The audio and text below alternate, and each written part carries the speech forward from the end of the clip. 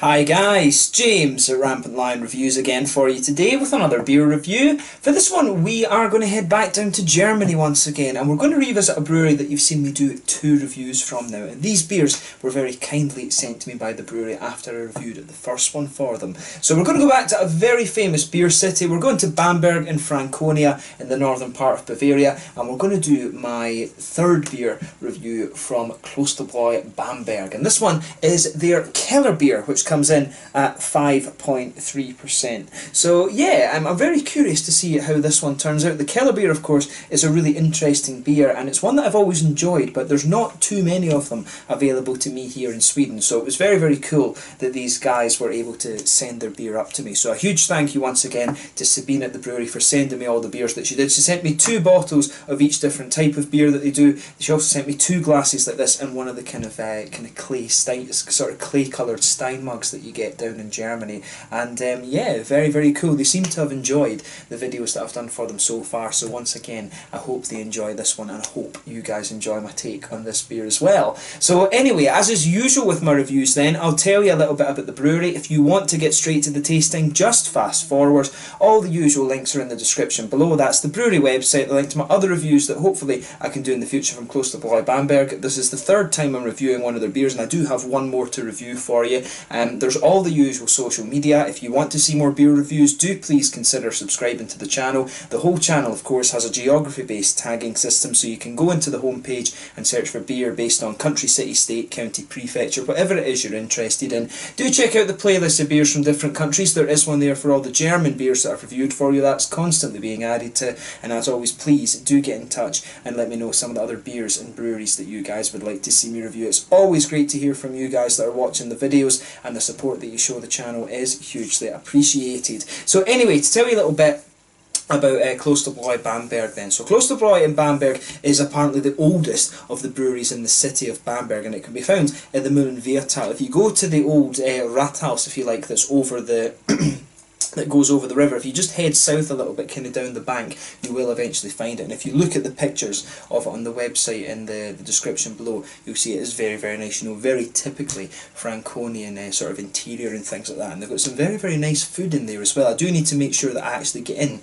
to the building the next time I go down and visit Daniel in Bamberg. But the first mention of this brewery actually dates back to the year 1333 in documents, and the official establishment of the brewery, however, came 200 years later in 1533 with the formation of the first Bischofliches Braunbierhaus, if I'm pronouncing that correctly. Basically, to translate that into English, it's the Archbishop's brown beer brewery, essentially. But the brewery remained in the ownership of the first bishop, the Archbishop, until 1790, and during this period there were 21 different bishops who governed over the bishopdom of Bamberg, and some of them were from very, very prominent families such as Schenk von Stauffenberg, the Schönborn family, Sensheim, and also the Ertal family as well. But from 1790 until 1851 the brewery moved between several private owners before it was purchased by Peter Braun, who was the son of a pharmacist and from Kitzingen, and thus at this point it began to pass down the different generations of his family. So Matthias took over in 1883, then Hans in 1911, Junior Matthias once again in 1963, and then in 1968 it passed to Anne Rosa Braun Schröder, and it was run by her and her husband for a number of years. In 2017 though, the brewery was sold to the Werner family, who had a long association with brewing, and the annual output of the brewery now is around 4,000 hectolitres, and the current brewmaster is Christian Walder. So like many breweries in the Franconia region, and I guess throughout the whole of Germany, they are little family owned companies, which is very, very cool. And that's one of the things, I guess, that really powers the German economy. You know, there's a huge emphasis over in Germany about the small and medium-sized firms. So when you go over there with these beers, you really are drinking, you know, family produce. It's very, very cool. The family, when you go into some of these breweries, you'll see, you know, one member of the family's doing the cooking in the kitchen, one of them's out, you know, managing the floor and things like that, one of them's brewing the beer. It really is really awesome to see kind of family companies like that. You don't see that in many other countries, although I would say in Japan actually, a lot of the little sake breweries and things that you get out of there do stuff like that, which is really cool as well. But yeah, if you get the chance to go to Bamberg, I highly recommend that you do. A very, very famous beer city, lovely people there. They do have a culture in Franconia of kind of going out and eating and drinking quite a lot during the week and things like that, because it is cheap actually compared to other countries. But generally, I've always found that Germany is a little bit It's almost like Germany's a little bit underpriced. When you think about how rich and how advanced a country Germany is, it is actually ridiculously cheap compared to what you might think, to be honest. But yeah, really interesting brewery, this one, and it is cool once again to return to this brewery. So once again, a huge thank you to Sabine for sending all this stuff up to me here in Sweden. So yeah, let's have a go at this one then. I'll just let you have a little look at the artwork of this beer before we open this one up. So like I said, very similar on the last video. As you can see, the artwork on this one is basically the same. It's just a different kind of coloured backing in the roundel there, and you can see this is the the Klosterbräu building up here. On this one there, you can see that is also on the top label as well. I'm just trying to make sure this is centred in the camera on my little control down here, and there you can see there's one of the monks really enjoying some of the beer. Of course, that was quite common. You know, monks, they used to cheat their Lent and things like that by actually, you know, drinking lots of beer instead of actually eating food. It was quite funny. But yeah, really nicely presented beer, this one. I always love the kind of traditional German beer labels. Special shout out, of course, to my friend Peter over at the Clueless Drinker. He's a huge fan of the German traditional beers, just like me. So one thing I should also say, when it comes to Kellerbier, you know, basically, it literally translates to cellar beer, and usually these are a kind of light, kind of golden colour beer. Compared to other styles, they do have a little bit more of a yeasty quality in them, and there is the Zwickelbier, which is also related to this, which is a slightly weaker version, and I believe the Zwickelbier actually is a little bit more kind of hoppy than the Keller beer as well. But yeah, very traditional beer styles, these ones, Bavarian beer styles. So yeah, let's, without further ado then, let's get this guy out and we'll get on with the tasting. As I said, at 5.3%, the Bamberger Kellerbier from Klosterbräu Bamberg. There we go. One of these lovely pop tops. I always love these things. But let's get it out and into the glass. And what I will say is, as soon as you open up this beer, you really can smell a little bit of that nice kind of bready, yeasty sort of thing, which is good.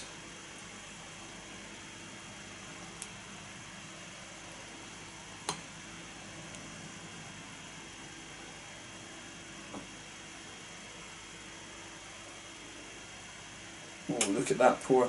I'm just being careful not to get too big ahead on this one, but I think this one is just going to be absolutely perfect. So yeah, look at that. That's absolutely lovely.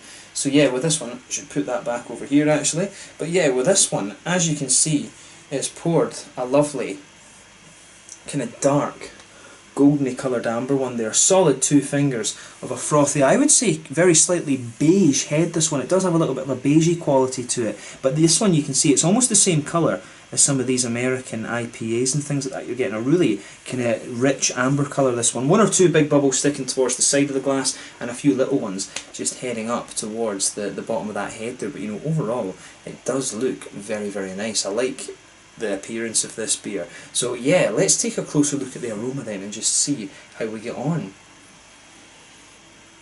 So yeah, with the aroma, this one does come across as being a little bit more kind of malty and things like that. You can definitely pick up that nice kind of white, wheaty, bready quality to this one, 100%. There is a little bit of a slightly biscuity sweetness to this one, but that's quite minimal for me. As I was saying, this one is more of a big sort of doughy, bready, yeasty kind of thing. It's not banana in the same sense that you might get from the likes of the, you know, the Hefeweizens and the American wheat beers and stuff like this. This one's just a nice, very, very smooth, white, German bready quality to this one. I've always said that the German bakers are amongst the best in the world. They do some awesome, awesome things over there with cakes and things like that as well. But yeah, you can really get this lovely white dough, this kind of typical white German bread quality out of this beer. So say a little bit of a biscuity aroma in this one. It's not kind of rich enough to be caramel, if you like, but you can also pick up some of these lovely German noble hops out of this one. A little touch of earthiness in there. It's also got a little bit of a kind of floral aromatic quality and some lighter grassy notes as well. But yeah, I think the more and more that my nose adapts to this one, this beer does become a little bit more sweet and a little bit biscuity. I would say there's a little touch of a graininess coming out of this one as well. Maybe a little teeny bit of a citrusy note to this one, but overall you know, as you would expect, this one is a little bit darker and more malty, and it's really the bready and yeasty qualities that are starting to push their way out of this one. So as I always say, take a little bit of time to enjoy the aroma of the beer before you get stuck into it, because, you know, the Kellerbier, as I say, is a style that you're not going to come across too often, unless of course you actually live in Germany. So yeah, let's get stuck into this beer then. So this one is the Bamberger Kellerbier from Klosterbräu Bamberg in Franconia, Northern Bavaria in Germany. Once again, thank you to Sabine for the beer, and I hope you guys are enjoying this video. Slàinte, skål, prost.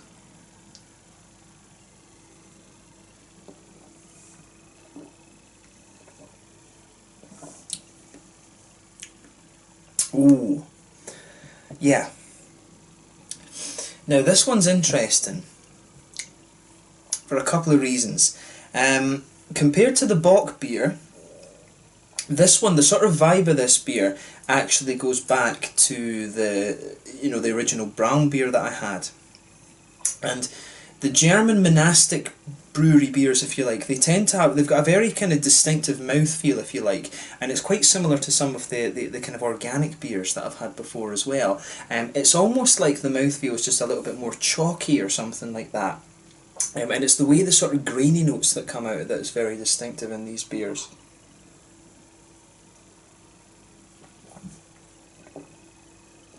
And you can definitely pick that up in this one. But what I'll say is, this is a very nice, kind of typical German monastic beer. Daniel said to me that when he was drinking the brown beer, because to me when I first tasted it I said that doesn't really taste, if I was blind tasting that I wouldn't have thought that was a German beer, but what I've realised kind of since then is that this, you know, these monastic beers these German monastic beers really do have a kind of specific vibe about them, and it's, as I say, it's almost like the mouthfeel is just a little bit kind of chalky or something like that, but you've also got this very kind of distinctive graininess that comes out of these beer styles as well, and this beer really is showing that, and on reflection that's what you get out of their brown beer as well.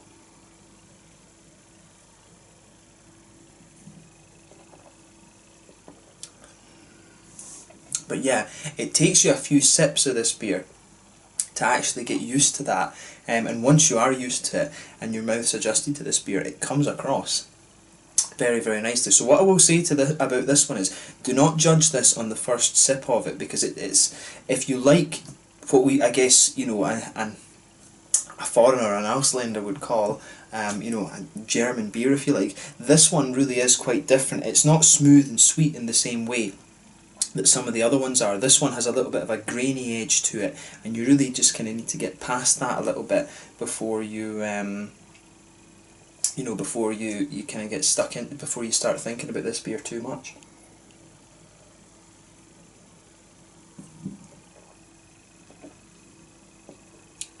But yeah, I really like how everything's going together in this one. So let's try and analyse this a little bit then. So first off with this beer, you can feel there's that nice doughy, bready quality that I was talking about with this one. That blankets the middle of the tongue. You can feel that this one's a little bit thicker, and that'll be the yeasty qualities coming out of this beer. On top of that, and the further into the aftertaste you go, there's a little touch of an almost spicy, grainy quality that comes out of this one, and that, it's almost like the whole of that bready base, if you like, is just kind of infused with it.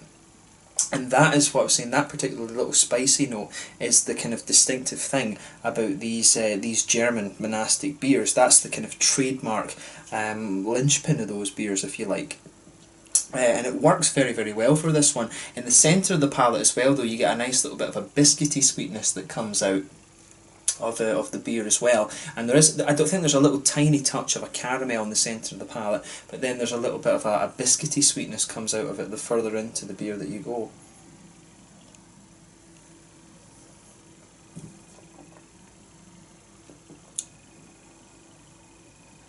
Yeah, I like how everything goes together in this one. This is definitely a beer, as I say, don't judge it on your first sip, just kind of appreciate it for what it is. This one will be, if you're not used to these monastic beers, this one will be a little bit different, and from memory it is quite a bit different than some of the other Keller beers as well that I've had before. The little bit of graininess that this beer has is not the same. I mean, the other Keller beer, I think the most widely available Keller beer outside of Germany is probably the Hackert Shore one.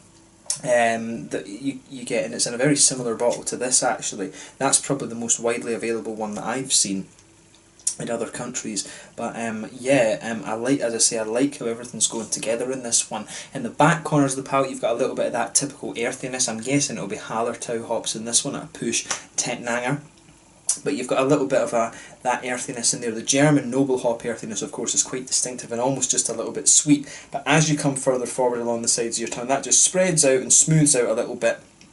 And towards the front corners of the palate, you get a little bit more of a slightly spicy kind of floral character to this one. Round the very front curve of the palate, it's just a little bit lighter and more grassy. And then behind that front curve of the tongue, of course, that's where you've got that little oily bubble where some of those juicy, fruity esters start to make their way out of the beer.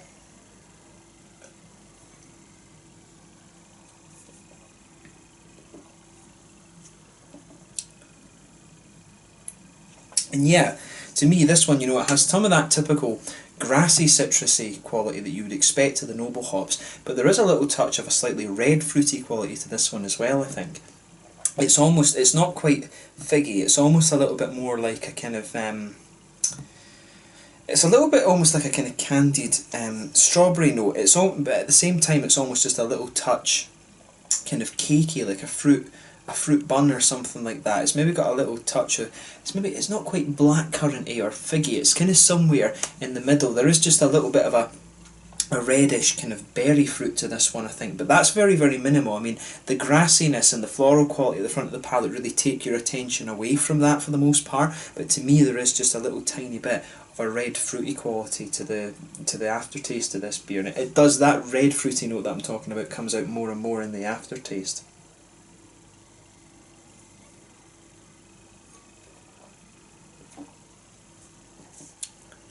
But yeah, I like how this one comes across. I'm also finding that as you go further into this beer as well, it becomes a little bit more, it definitely becomes a little bit kind of more sweet, I think. I think more of the brown sugary notes in this one are coming out a little bit, that kind of caramelly, biscuity quality as well. And there's a nice little bit of a kind of smooth, the breadiness I think is also sweetening up a little bit too. The IBUs in this beer are quite interesting. It does have a good little bit of a hoppy bite to it, which is nice as well. But overall, I think this is a really interesting beer. I think this is the first kind of monastic type Keller beer that I've reviewed, or at least it's the first one that I've reviewed in a very long time. I might have had one from the monastic brewery just outside of Heidelberg when I was living there. I can't quite remember all of the beers that I had from the Klosterbräu there, but yeah, this one is really quite nice. I certainly wouldn't hesitate to drink this again, and as I say, it's a shame with this style that you don't find too many of them outside of Germany, but then again, I'm always looking for an excuse to go there and visit, so on my next visit to Germany I will make an effort to review a few more Keller beers, because it's a style, as I say, I am quite interested in. Maybe I can do some Zwickels as well and do some comparisons of the style and things like that. But yeah, really nice beer this one, and I certainly wouldn't hesitate to drink it again. So in terms of the mouthfeel of this one then, this one for me is a mid-bodied beer. Carbonation is really smooth, it has that typical Brauhaus smoothness, as I like to call it, but for a German that probably sounds quite funny, but to a foreigner, if you like, that's drinking these beers, the German beers are notoriously smooth, if you like. I think that's a fair thing to say. So the carbonation of this one just makes the whole flavour of the beer roll across your tongue. I would say overall the mouthfeel is a little bit more oily in this one compared to some of the other German beers that I've had. Good little bit of IBU to this. I'd guess it's somewhere up around the 30 mark, probably a little bit more actually, probably near the 40 mark to be quite honest with you. Good balance of a slightly spicy note from the grains and a little bit of a sweeter note in the malt base as well. Good little bit of hoppy bitterness in there, as I was saying, and a nice little bit of juicy fruit. A good balance between the sort of grassy esters and also a little bit of a slightly red, fruity, kind of berryish type thing, but it does have a little touch of a kind of cakey vibe to it as well, and I think a lot of the smoothness that you get out of this beer is down to the kind of yeasty side of the beer. But overall, very, very nice beer, and definitely a really interesting one. So if you like Keller beers, have a go at this one. If you like these kind of slightly chalky, kind of spicy pardon me, German monastic beers, then you know, this is the perfect kind of combination between the two. So big thumbs up to the guys at Klosterbräu Bamberg for this one, and I'm glad that I was able to review this. So a huge thank you to Sabine for, I think, the third or fourth time in this video for sending me down this beer. And you do have one more beer that you can enjoy the review of pretty soon. So yeah, let's leave it at that for this one. So this one was the Bamberger Kellerbier from Klosterbräu Bamberg in Bamberg, Franconia in Germany. Until the next time, it's Landon just now, and I will catch you guys very soon. Make sure you check out my social media. Make sure you get yourself to Bamberg and have a look around. Beautiful town with lots of very, very good beers, and this is the oldest brewery of the 8 or 9, I think it is, that you're going to find in the city. So until the next time, it's Landon just now, and I'll catch you guys later. Skål, Prost.